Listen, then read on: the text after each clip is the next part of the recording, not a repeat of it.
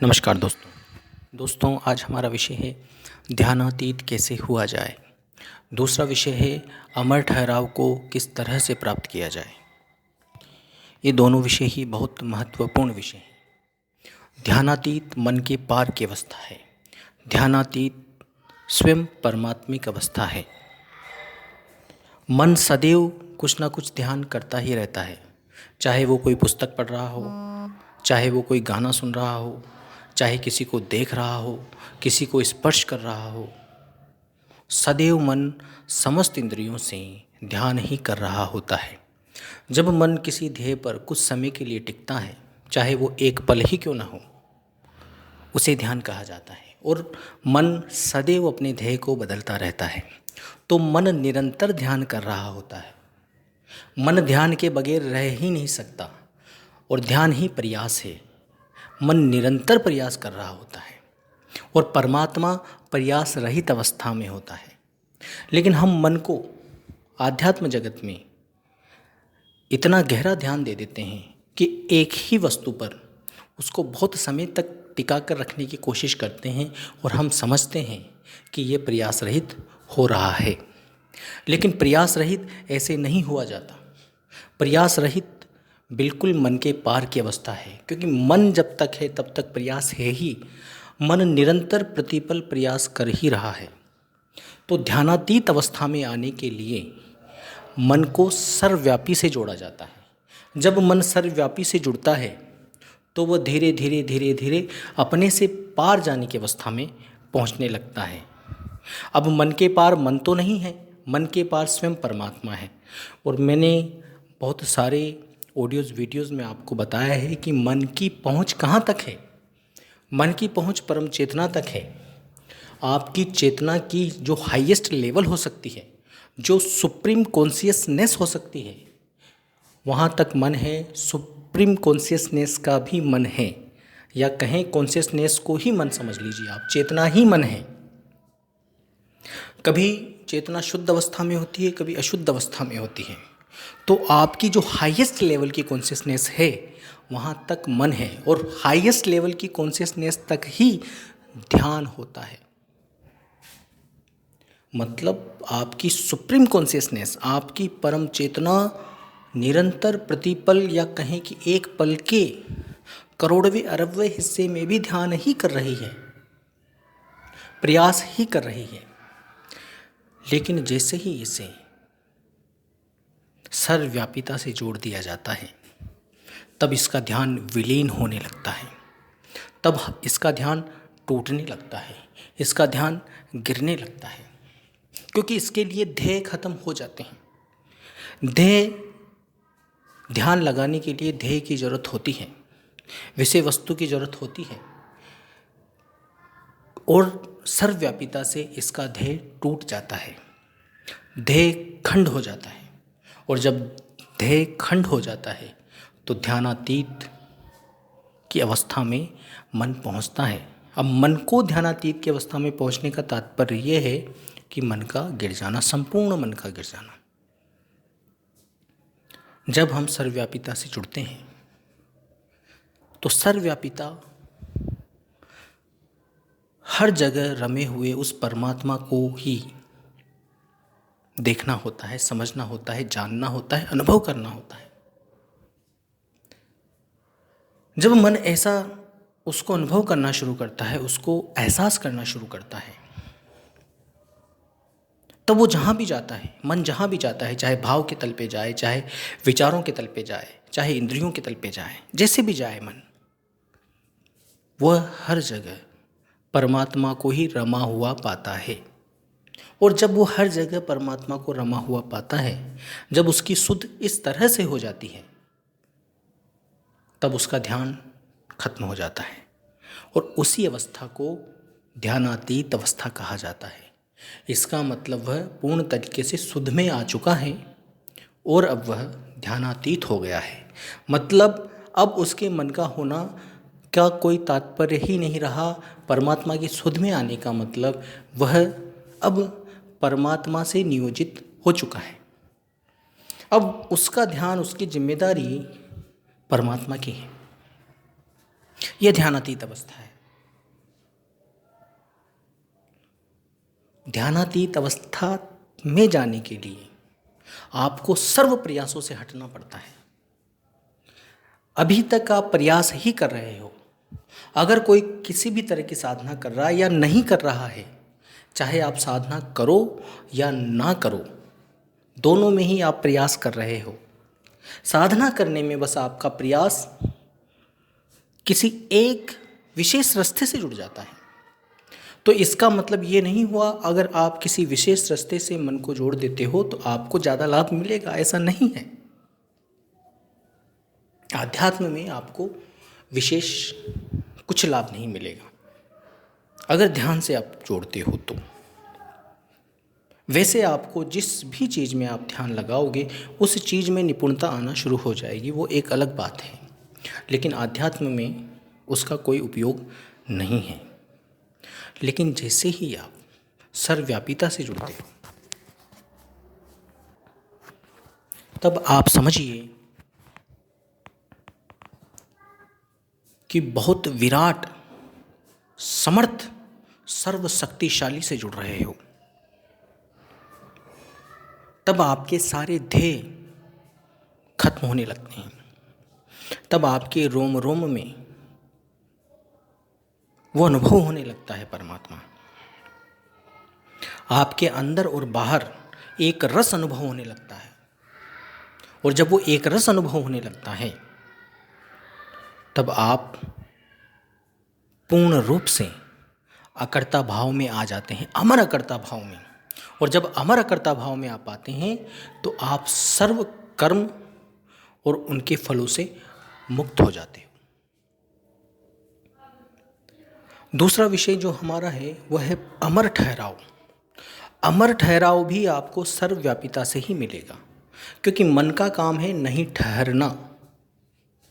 उसको ठहरना आता ही नहीं मन को। आप जितना उसको ठहरने के लिए कहोगे वो नहीं ठहरेगा। और जब नहीं ठहरेगा तो ठहराव कैसे प्राप्त करोगे?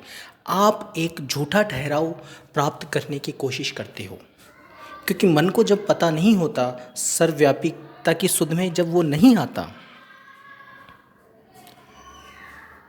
तो वह मिथ्या ठहराव में ठहरने की कोशिशें करने लगता है। अब वो कहाँ ठहरता है? किसी मंत्रों में, शरीर के किसी अंगों में, या बाहर किसी विशेष जगहों पर, किसी ख्याल में, किसी भाव में, किसी तंत्र में, किसी दृष्टि में, किसी आभास में ठहरने की कोशिश करता है, अभ्यास करता है। और कुछ हद तक ठहरने के लिए काबिल भी हो जाता है। वो ठहराव को आधे घंटे, 1 घंटे, 2 घंटे अचीव भी कर लेता है। लेकिन क्या वो ठहराव अमर है? मिथ्या ठहराव है। बड़े प्रयास से तो बेचारे ने प्राप्त किया था और किसी समय वह ठहराव टूट जाता है, खत्म हो जाता है। तो फिर किस तरह से अमर ठहराव प्राप्त किया जाए? तो अमर ठहराव प्राप्त करने के लिए हमें सर्वव्यापी से जुड़ना होता है। जैसे ही हम सर्वव्यापी से जुड़ते हैं तो मन जहाँ जहाँ भी जाता है उसी परमात्मा को पाता है, क्योंकि वो सर्वव्यापी है, हर जगह है। जब उसी परमात्मा को पाता है तो मन के नहीं ठहरने का कोई विषय रहता ही नहीं। वो हर जगह ठहरा हुआ ही अपने को पाता है। वो अपने भीतर गया तो सर्वव्यापी को पाया, बाहर गया तो सर्वव्यापी को पाया, भावों में गया तो सर्वव्यापी को पाया, विचारों में गया तो सर्वव्यापी को पाया। जब ऐसी दशा आपकी हो जाती है तब आप अमर ठहराव को प्राप्त करना शुरू कर देते हो। जब हर जगह उसी के अमृत को आप एहसास करना शुरू करते हो तो कोई जगह बचती ही नहीं जहां आप ठहर नहीं रहे हो, ठहर ही रहे हो। क्योंकि सर्वव्यापी से बाहर आपका मन जा ही नहीं सकता। और जब आप सर्वव्यापी से जुड़े तो जहाँ भी जाएगा अनंत, आपका मन अनंत ब्रह्मांडों में भी जाएगा, अनंत विषयों में भी जाएगा, अनंत जगहों पर भी जाएगा। तो जब आपका शुद्ध उस परमात्मा से होगी तो आप हर अनंत ब्रह्मांडों में, हर विषयों में रमा हुआ उसी को जानोगे। जब रमा हुआ उसी को जानोगे तो विषय नगण्य हो जाते हैं और परमात्मा ही बचता है। विषय खत्म हो जाते हैं, परमात्मा ही बचता है।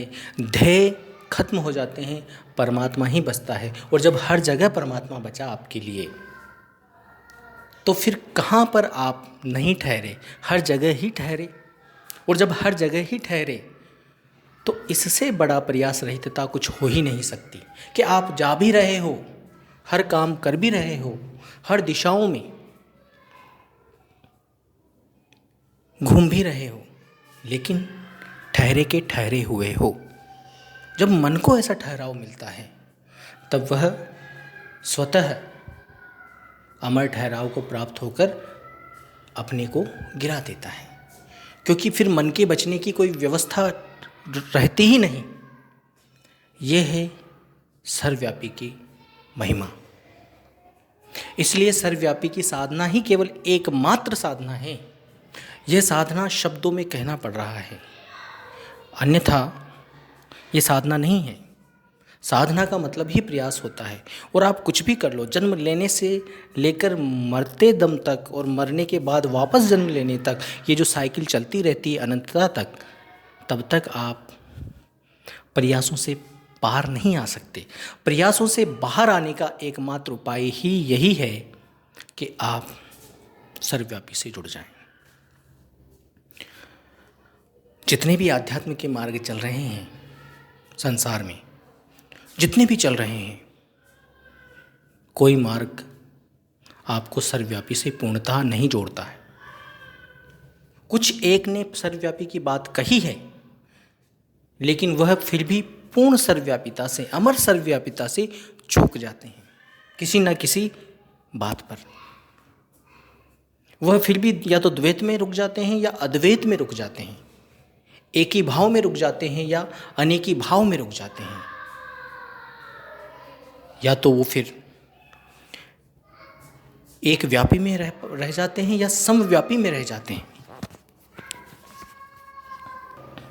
वो अपने को व्यापक में ही ठहरा देते हैं, सर्वव्यापक में ठहरा पाते ही नहीं। इसलिए जब भी आप पूर्ण सर्वव्यापिकता में ठहरोगे तो ही आप अमर ठहराव को प्राप्त कर पाओगे। सर्वव्यापकता में ठहरने का मतलब बहुत अचूक है। यहाँ पर आप न ठहरते हुए भी ठहरे हुए हो, यहाँ पर आप सब कुछ करते हुए भी कुछ नहीं कर रहे हो, यहाँ पर आप सब कुछ भोगते हुए भी कुछ नहीं भोग रहे हो, यहाँ पर आप विष में रहते हुए भी अमृत में हो। यह है अमर ठहराव। और सच्चा सुख, सच्चा अमृत सर्वव्यापी में ठहर कर ही मिलेगा। अन्यथा आप खूब कोशिशें कर लो, कहीं भी ध्यान लगाओ, आप टिक नहीं पाओगे। आप अमर ठहराव को प्राप्त नहीं कर पाओगे, आप रुक नहीं पाओगे, आप दौड़ते ही रहोगे। कुछ समय के लिए आप रुकने का प्रयास जरूर करोगे, लेकिन वह बहुत बड़ी मेहनत की शर्त पर रुकना होगा। रुकते तो हो, लेकिन बहुत प्रयास करके रुक पाते हो। तो यहाँ पर आपको रुकना भी प्रयास करके पड़ेगा, और भागना तो प्रयास में है ही। मतलब आपके रुकाव में भी तड़प है और भागने में भी तड़प है, लेकिन सर्वव्यापिता में रुकाव में भी अमृत है। और आप जब भाग रहे हो उसमें भी अमृत है, उसमें भी ठहराव है। आपके मन का कहीं भी जाना, जब आप सुध ले लेते हो सर्वव्यापिता की, तो कहीं भी जाना उसी में जाना है। जब उसी में जा रहे हो तो ठहरे हुए ही तो हो। कहाँ जा रहे हो आप? कहीं नहीं जा रहे। यही अमर ठहराव है, यही है उसको समर्पण। बहुत अच्छी बात है कि जब मछली पानी को समर्पित होती है तो पानी उसको पूरा सहयोग करता है, क्योंकि मछली का समर्पण पानी को है। मछली पानी को हर तरीके से यूटिलाइज करती है, उसमें जैसे चाहे अटखेलियाँ खेल सकती है। लेकिन अन्य जीव जो जलचर नहीं है वह मछली की भांति कार्य नहीं कर सकता। ऐसे ही जब हम सर्वव्यापी को समर्पित होते हैं, उसकी सुध में आते हैं, तब हमारे कार्य,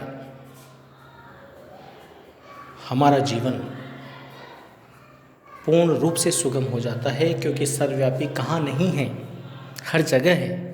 और इसके सामर्थ्य में कौन सी कमी है? कोई कमी नहीं है, परम सामर्थ्य है सर्वव्यापी में। और इसकी सामर्थ्यता की वजह से ही हम अमृतमय हो पाते हैं। और हमारा अमृतमय होने का मतलब मन रूपी विष का गिर जाना, और मन रूपी विष की पहुंच सुप्रीम कॉन्शियसनेस तक है। सुप्रीम का मतलब जिससे आगे कोई कॉन्शियसनेस न हो, परम चेतना तक है। जिसके आगे कोई चेतना न हो, उस चेतना तक मन की पहुंच है, मतलब उस चेतना में भी मन है। और हम सब आध्यात्म में चेतनाओं के पीछे ही भाग रहे हैं। अरे चेतना तो विष है, चेतना ही तो हमें उलझाए हुए है, चेतना के ही तो सारे दुख हैं और तथाकथित झूठे सुख हैं जो कुछ समय के लिए, कुछ पीरियड के लिए मिले। जो सुख कुछ समय के लिए, कुछ समय अंतराल में मिले, वह सुख कैसे हुआ? वो तो केवल एक वेटिंग हो गई दुख के लिए कि आप इतने समय में सुख पे हो तो बस आगे दुख मिलेगा। लेकिन जब हम यह अंतराल को खत्म कर देते हैं, यह अंतराल खत्म कैसे होता है? यह अंतराल खत्म होता है सर्वव्यापी से जुड़ने। तब आप समयातीत से जुड़ जाते हो, फिर समय रहता ही नहीं। जब समय ही नहीं रहता तो सुख भी समय से जुड़ा, दुख भी समय से जुड़ा, आनंद भी समय से जुड़ा। तो फिर आपके जीवन से ये तीनों ही नदारद हो जाते हैं, सुख, दुख और आनंद और पीड़ा। ये सब नदारद होते नजर आते हैं। आपका जीवन रहता ही नहीं, फिर वह परम जीवन में प्रवेश कर चुका होता है। परम जीवन एक अमर जीवन है जो स्वयं परमात्मा का है, स्वयं परमात्मिक है। मन मिटा तो अमर हुआ, मन मिटा तो विराट हुआ, मन मिटा तो अनंत हुआ, मन मिटा तो सर्वव्यापी हुआ। लेकिन ये मन का मिटना इतना आसान नहीं है। मन के मिटने के बारे में हम कई ग्रंथ पढ़ते हैं, लेकिन सारे ग्रंथों में आधा अधूरा मन मिटाया जाता है। और जहाँ की तैनाती बताते हैं ये लोग, वहाँ भी मन ही सवार होता है। कभी कहेंगे कि उस द्वार को पार करके आप मन के पार चले जाओगे। अरे द्वार को पार कौन कर रहा है? फोकस पार करने वाले पे करो आप। जो मन को किसी द्वार को पार कर रहा है फिर द्वार में आएगा, द्वार को फोकस मत करो, उसको फोकस करो जो आ और जा रहा है, वह है मूल। लेकिन हमको फंसा दिया जाता है मूल पर नहीं, हमको उसके इर्द गिर्द फंसा दिया जाता है कि मूल पर वार मत करो। आप जो आपके आवागमन का मूल है उस पर वार मत करो, आप वार करो जो आसपास है। अरे आसपास पर वार करके करोगे क्या? आवागमन का मूल तो बच गया। लेकिन सच्चे आध्यात्म में, सत्य आध्यात्म में आपको वार करवाया जाता है मूल पर। और जब मूल पर वार होता है तो सारे द्वार से आने जाने वाला ही मिट जाता है। और जब आने जाने वाला ही मिट गया तो द्वारों का विज्ञान मिट गया, आने जाने की विधा मिट गई। और जब आने जाने की विधा मिटी तो मकड़ चाल, विहंगम चाल, वो भी खत्म। अरे चीटी मार्ग से भी चेतना ही चढ़ेगी, विहंगम मार्ग से भी चेतना ही चढ़ेगी। अरे चढ़ने वाले को मिटाओ, तब सारे खेल साफ होते नजर आएंगे। अन्यथा आप क्या सोचते हैं? चीटी चाल से और विहंगम चाल से क्या आप पहली बार चढ़ने जा रहे हो? पहली बार ये तथाकथित झूठी मुक्ति को प्राप्त करने जा रहे हो। अरे ऐसी मुक्तियाँ तो हमने अनंतों जन्मों में प्राप्त कर चुके हैं, अनंतों बार प्राप्त कर चुके हैं। मैं कहूँगा करोड़ बार, खरब बार, पदम बार, शंख बार तो झूठा है, क्योंकि हमारे कितने जन्म हो चुके हैं इसका अंदाज़ा कोई नहीं लगा सकता। इसलिए सटीक शब्द होगा अनंत बार। अनंत बार तुम ये तथाकथित विहंगम मुक्तियाँ, चीटी चाल वाली मुक्तियों को अनंत बार प्राप्त कर चुके हो और अनंत बार ही नीचे आए हो। मान बढ़ाई की बात नहीं है बिल्कुल भी, बात है सत्य की, बात है मुक्ति की, बात है मोक्ष की। सर्वव्यापी को एक बार आप पूर्ण हृदय से देखकर देखें। अगर आपको इस मार्ग पर विश्वास नहीं भी है तो देखकर देखें। निश्चित ही विहंगम मार्ग तो आगे भी मिल जाएगा आपको, चीटी मार्ग आगे मिल जाएगा, ध्यान वाले मार्ग आगे मिल जाएंगे।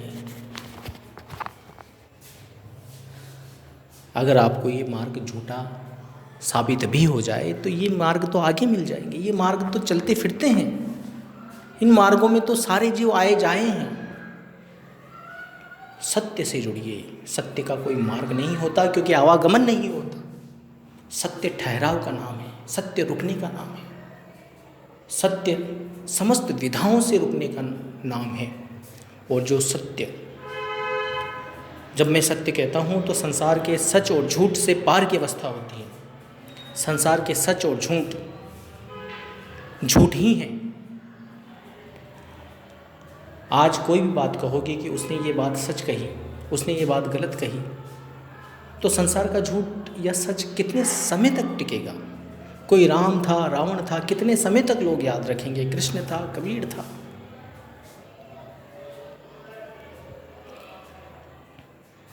ये सब आए और गए हो जाते हैं। पृथ्वी भी नष्ट हो जाएगी, ये ब्रह्मांड भी नहीं बचेगा। तो फिर ये संसार का कौन सा सच, क्या सच? सब झूठ है। सत्य इन समस्त सांसारिक परिवर्तनशील व्यवस्थाओं से पार की बात है, और वह परिवर्तन से कभी नहीं मिलता। परिवर्तन को पूर्ण रूप से त्याग देने पर मिलता है, और परिवर्तन को पूर्ण रूप से त्याग देने का मतलब है कि परम चेतना तक की हद को त्याग देना,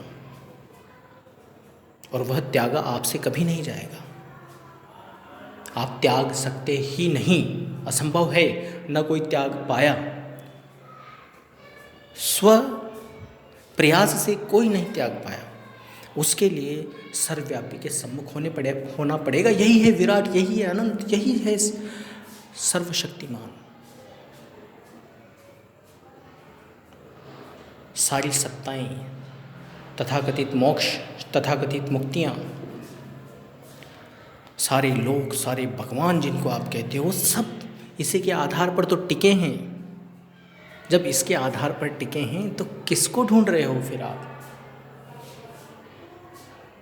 सामने दिख रहा है, सब जानते हैं कि सर्वव्यापी है, सर्वशक्तिशाली है, मोक्षदायी है। तो जुड़िए। परम ठहराव तभी मिलेगा, और जिन जिन चीज़ों की आपको आशाएं हैं, इच्छाएं हैं, सब मिलेगी। किसी से चूक नहीं होगी। सारी तृष्णाएं सर्वव्यापी से जुड़कर ही मिटेगी। अन्य चीज़ों से जुड़ने पर आपकी तृष्णाओं को बढ़ाया जाता है, आपको पीड़ित किया जाता है, आपको तड़पाया जाता है। तब जाकर आप प्रेरित होते हो, आकर्षित होते हो, और फिर मिलता भी नहीं। जिस चीज़ की तड़प आप में बनाई जाती है वह मिलता भी नहीं आपको। सब झूठा खेल चल रहा है। दिखाया जाता है लेकिन मिलाया नहीं जाता, क्योंकि दिखाया झूठा तो मिलेगा क्या? मिलेगा भी झूठा। यहाँ सब मृग तृष्णा की तरह है, जो कभी पूरी नहीं होगी।